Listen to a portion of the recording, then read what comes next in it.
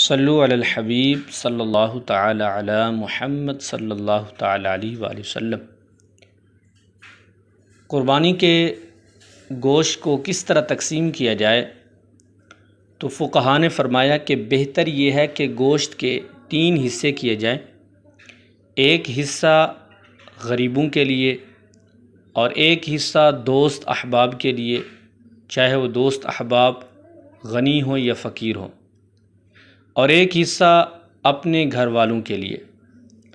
اگر وہ چاہے تو سارے کو بھی، یعنی قربانی کا جتنا گوشت ہے اس سب کو بھی صدقہ کر دینا بھی جائز ہے، یعنی سارا غریبوں میں تقسیم کر دے،